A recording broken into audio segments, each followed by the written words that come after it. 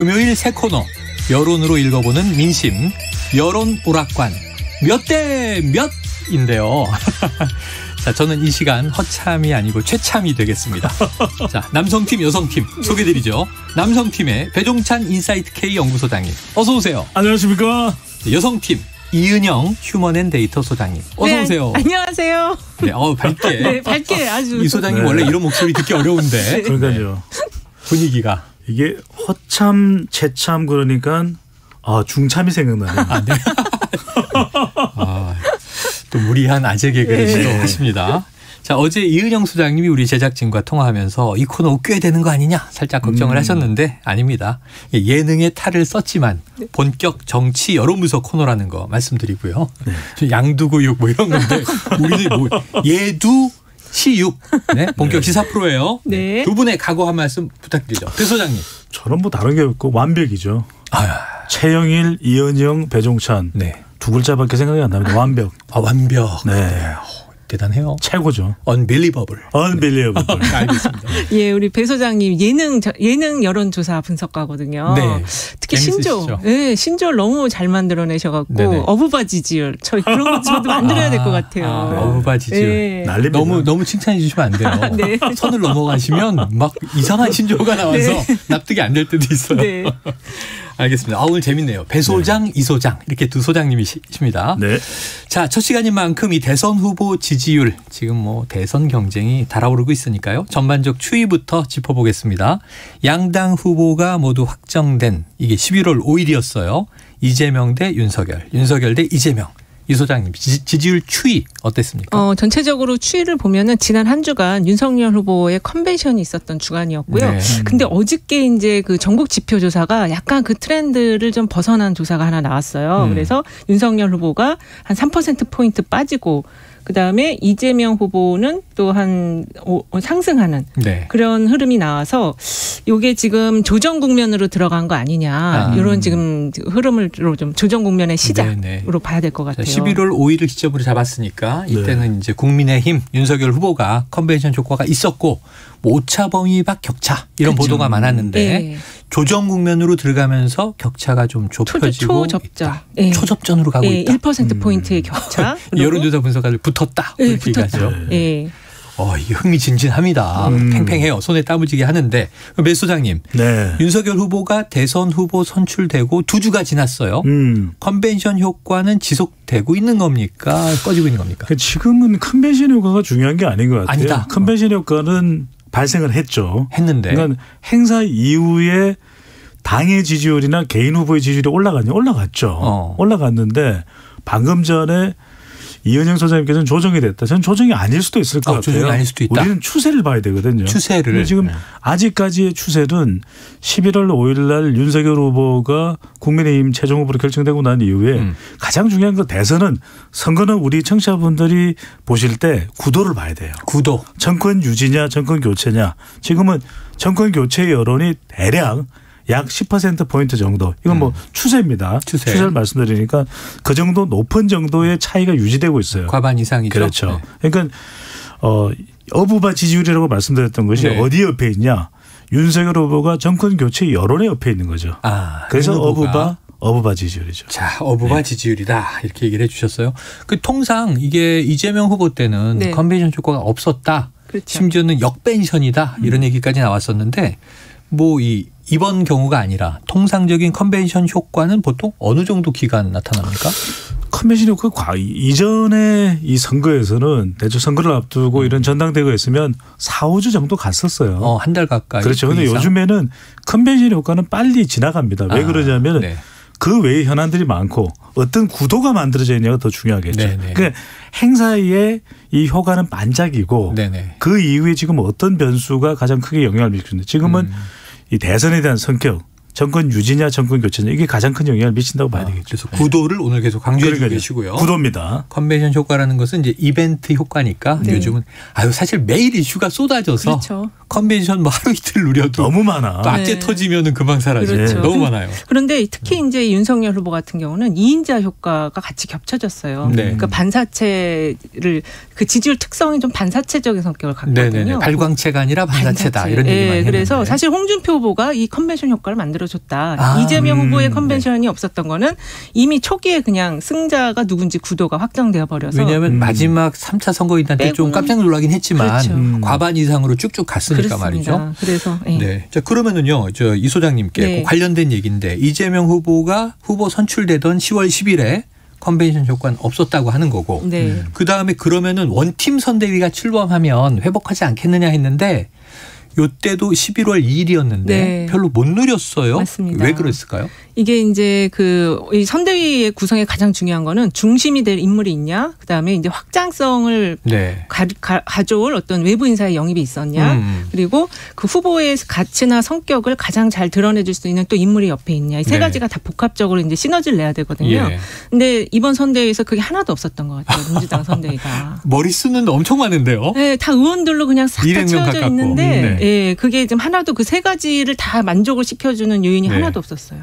그러니까 예를 들면 지금 이 국민의힘이 시끌시끌하지만 주목을 받는 건 뭐 김종인이냐, 김한길이냐, 그렇죠. 뭐 김명일 이런 게 필요한 거군요. 그렇습니다. 외부에서 뭔가 표를 가져올 수 있는 그런 네. 인물, 그쪽에 지금 있는 거죠. 중요하네요. 그러니까 선대위 출범 때는 이제 조금 이게 제가 속되게 얘기하면 스타가 있어야 되는데 야당은 스타가 있고 여당은 숫자는 많은데 눈에 띄는 스타는 없었다. 근데 그 스타가 또 후보를 뛰어넘으면 안 됩니다. 이거 까다롭네요. 네, 까다로워요. 후보를 뛰어넘으면 안 된다. 안 돼요, 네. 절대. 후보의 그림자도 밟지 마라. 네, 그렇습니다.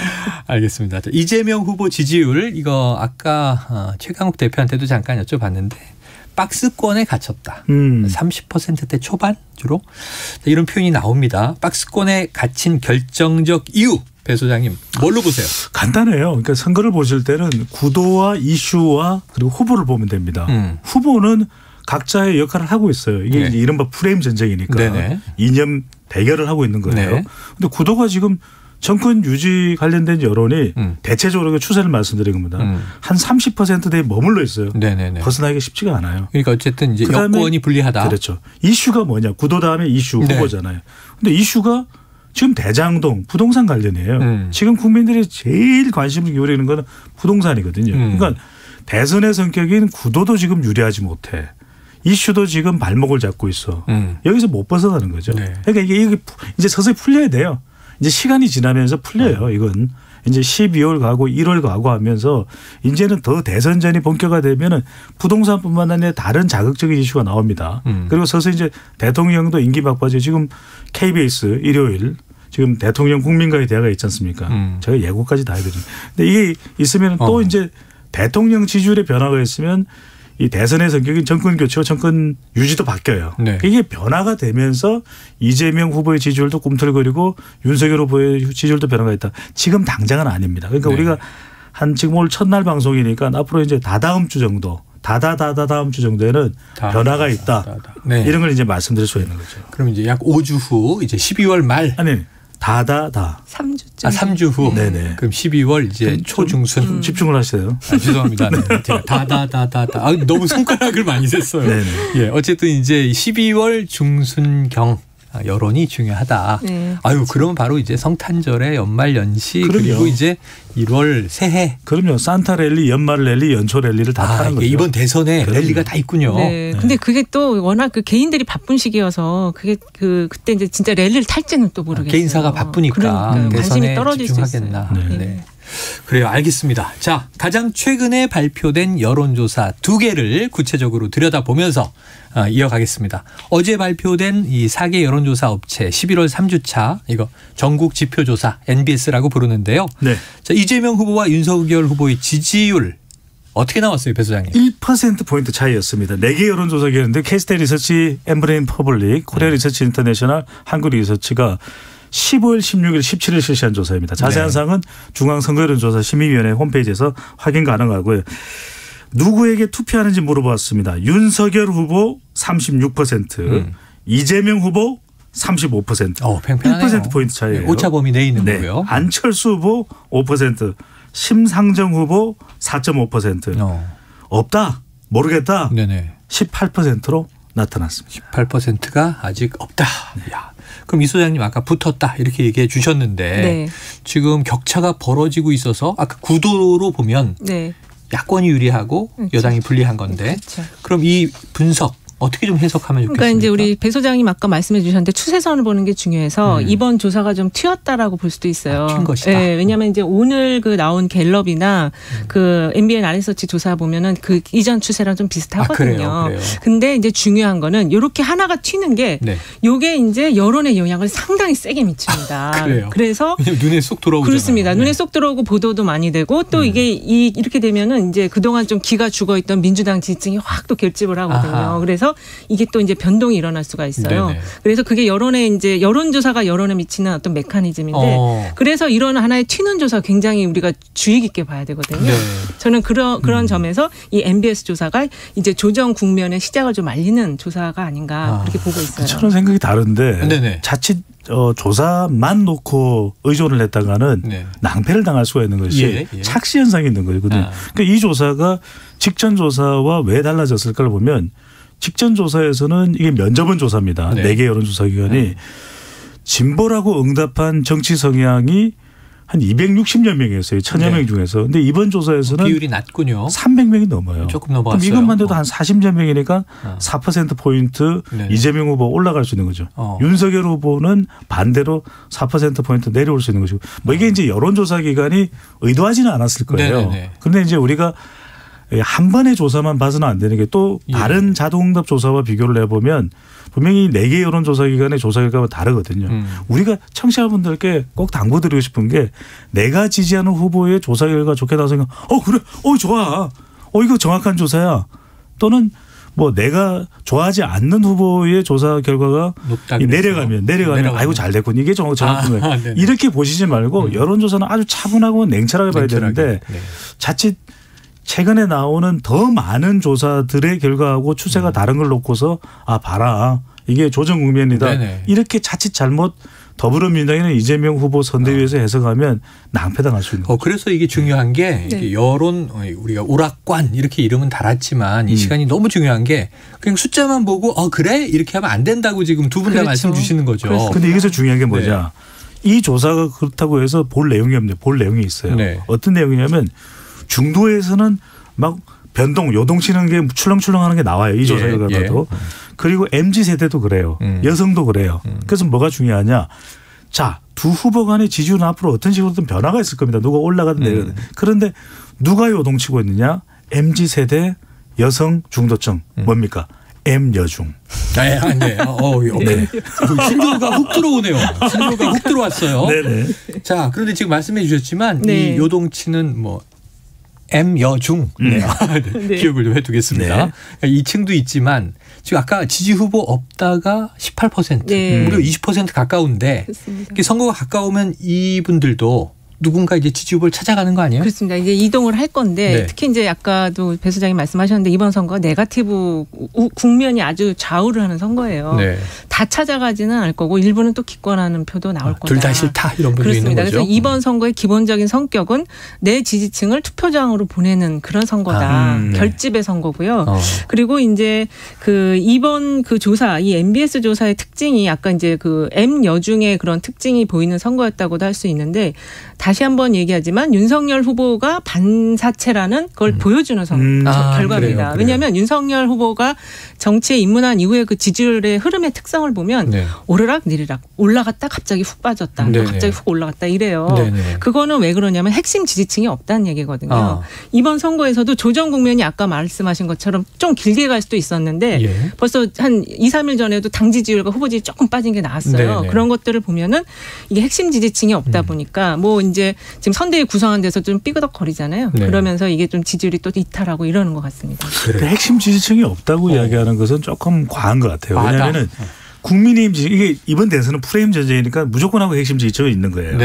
국민의힘 지지층과 보수층은 있는데 저는 눈여겨봐야 될 부분이 서울에서 최근 나왔던 자동응답 조사하고 함께 묶어서 보면 서울이 이재명 후보가 상당히 열세예요.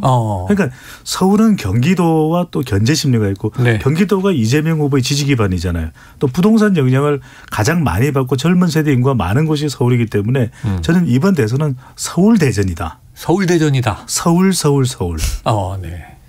서울. 네. 이 소장님 동의하세요? 저도 동의합니다. 네. 근데 이제 이 30대 특히 이제 MZ 세대 2030 서울이 되게 중요한 변수고 그다음 2030 세대가 변수인데 30대 세대들이 지금 조금 회귀하는 흐름을 보이고 있어요. 서울의 30대. 네. 그래서 예, 어쨌든 이번 선거는 초박빙의 선거다. 초박빙이다. 네, 양대 진영이 총결집한다. 총결집 선거. 예. 야, 지금 엠여중 서울 지금 배 소장님 신조 자판기네요. 뭐 이런 의견들이 네, 올라오고 있는 것 같습니다. 자, 우리는 이제 좀 균형 잡아서 여러 가지를 동시에 비교해 보겠습니다. 하나 봤으니까요. 좀 이제 붙었다, 좁혀진 거 봤으니까 이거 좀 튀었다고 표현해 주셨고 이거 그 구성이 진보 보수의 구성이 좀 바뀌었기 때문에 그런 것들을 감안해서 봐야 한다 얘기해 주셨어요. 또 다른 여론조사 매경과 MBN 의뢰로 RN서치가 실시한 조사입니다. 이 다자대결에서 윤석열 후보가 이재명 지사를 크게 앞질렀어요. 네. 요 개요를 한번 좀 배 소장님 소개해 주실래요? 이 소장님 소개해 주실래요? 네. 똑같은 날 조사가 됐어요. 같은 날. 예, 11월 15, 16, 17, 3일 조사가 됐고요. 네. 다만 다른 게 있다면 MBS는 가상 번호를 사용했고 예. 그 휴대폰 번호, 그다음에 이 RN서치 조사는 무선 RDD 번호를 사용했습니다. 네. 이미 그 번호 생성을 통해서 조사를 진행을 했고 응답률 차이가 또 커요. 아, 그래요? 예, 여기는 3.9% 응답률이었고 표본 오차는 95% 신뢰 수준에서 플러스 마이너스 3.1%포인트였습니다. 네. 응답률이 낮은 거죠?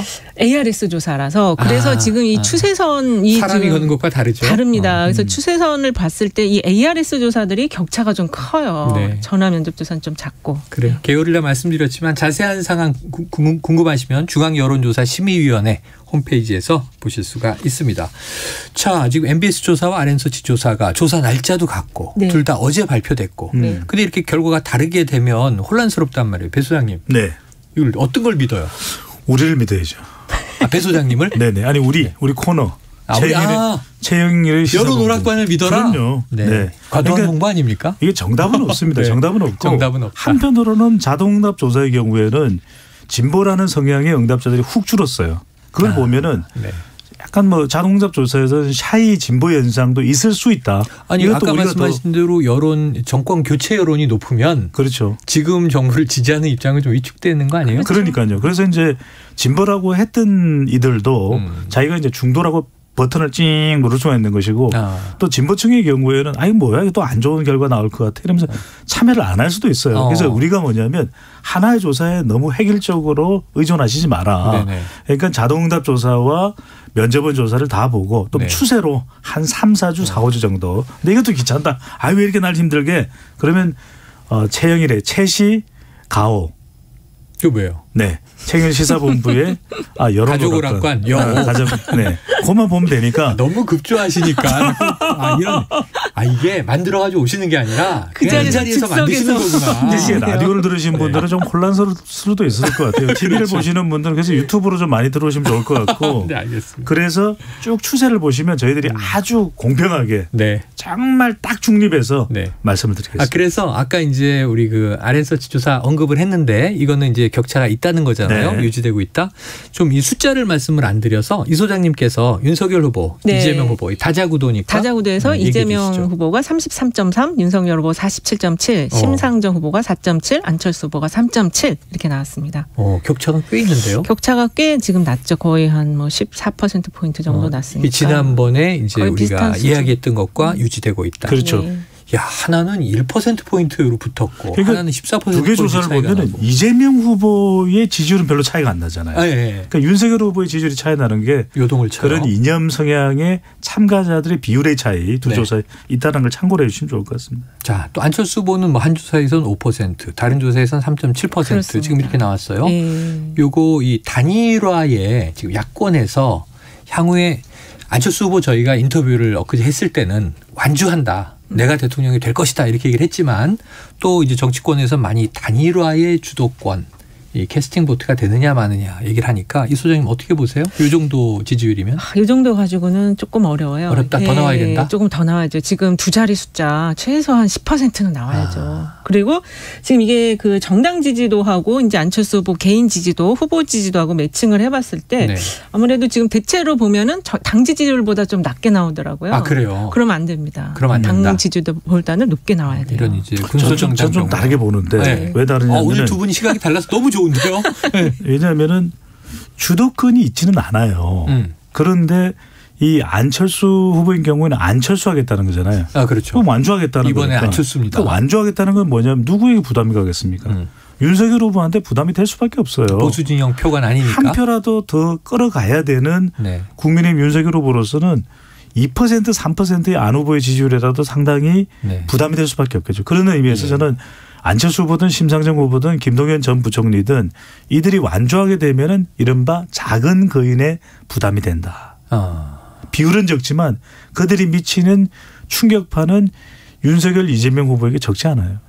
근데 그 안철수 후보가 여지껏 한 번도 철수한다는 얘기를 한 적이 없어요. 네네. 없는데도 철수를 계속 했잖아요. 예. 그런 걸 보면 또 이게 MBN 조사에서 보면 안철수 후보가 윤석열 후보와 단일화를 해야 된다가 42.9%나 나왔어요. 그러니까 여론의 압박이 상당히 있는 거죠. 단일화를 하라는. 이게 여론 오락관이 성공할 것 같습니다. 지금 저희 부조 밖에 이 엔지니어 감독님, 저희 기술 감독님이 네. 아까 안철수 얘기를 배 소장님이 하니까 빵 터지셨어요. 그러니까요. 근데 지금 이제 우리 제작진이 놀라고 있는 빵 드신 건 아니죠.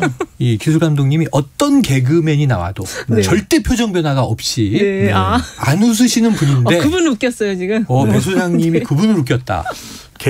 저분이 공주님이셨으면 이제 장가 가시는 거죠. 개그맨이 제 방송 듣고 웃어요. 아, 그래요? 네. 정말? 이게 좀 믿을 수 없는 대목도 있어. 네. 지켜보도록 하겠습니다. 자, 이 의제 이슈 하나 볼게요. 네. 오늘 일부에서 저희가 다룬 주요 이슈인데 이 당정이 재난지원금과 세수를 놓고 대립을 했잖아요. 이재명 후보가 어제 이 재난지원금 전 국민 지급을 전격 철회했다 이렇게 얘기했고 저희 이제 오늘 출석했던 기자는 철회라고 하기에는 좀 아직 이르고 연기 정도로 보인다 이렇게 얘기를 했단 말이에요. 이런 것들이 좀 실용주의적인 입장이냐 혹은 어떤 이슈를 철회한 것이냐. 지지율에 어떤 영향을 어떻게 줄까요? 이 소장님 어떻게 관측하세요? 이 이재명 후보의 이제 지지율 지금까지 도지사 할 때부터 쭉 특징을 분석해 보면 확장성이 있어요. 네. 좀 되게 유연한 그런 스타일인데 지금 후보가 되고 나서 그런 유연성을 잘 보여주지 못하고 있거든요.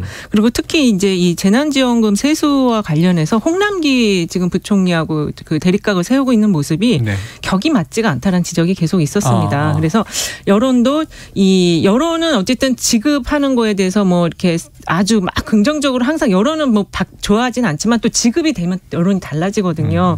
그래서 이제 여러 가지 놓고 봤을 때 일단은 이 재난지원금과 이 소상공인 지급의 그 우선순위를 좀 조정한 것 같고 그런 속에서 불필요하게 정부와 대립각을 세우는 모습을 여당의 후보니까 그걸 굳이 그렇게 대립각을 세울 필요는 없다. 이런 판단하에서 일단은 이렇게 좀 정리를 한 것 같아요. 네. 저는 대립보다는 선거는 그냥 이기기 위해서 표를 얻어야 되는 거예요. 네네. 그러니까 전 국민 재난이든 방역지원금이 표에 별 도움이 안 되는 거예요. 그러니까 효과 불능을 확인한 거죠. 네네. 그러니까 이번 선거는 M여중 선거, 선택과 집중의 선거입니다. 선거라는 거는 막 깔아놓으면 안 돼요. 전 국민 보편 이럴 필요 없다. 무차별적으로 가면 그 선거가 굉장히 효과적이지 못한 선거 전략을 하는 건데 지금 이것을 다시 자영업 쪽으로 방향을 돌리게 되면 일단 자영업을 잡죠. 네. 지금 자영업에서 정권 교체 여론이 높아요. 요소수 문제도 있고. 그럼 지금 50대가 이번 선거에서 MZ세대 다음으로 중요한 연령대가 50대예요. 네. 그리고 지금 가정주부층분들도 힘들단 말이에요. 그러니까 전국민 재난지원금보다는 힘든 쪽에 이걸 집중을 했을 때 계층, 세대, 효과가 타겟별로. 그러니까 더 늦지 않고 빨리 선택을 하는 건 이재명 후보가 잘한 거예요. 잘한 거다. 짧게 얘기하면 이 소상공인 지급으로 바꾼 거는 지금 윤석열 후보가 그 소상공인 대상 50조를 뿌리겠다. 네네. 대통령이 되면. 그렇죠. 그래서 그거에 대해서 한번 그럼 얘기를 좀 해보자. 이렇게 이제 싸움을 걸은 거로도 볼 수가 있겠습니다. 그래요. 자, 그럼 이제 야권의 이슈도 간단하게 짚어볼게요.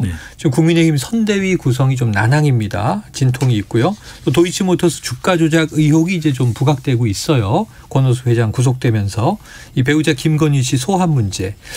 요 야권 관련 이슈는 여론의 향후에 어떤 영향을 미칠까요?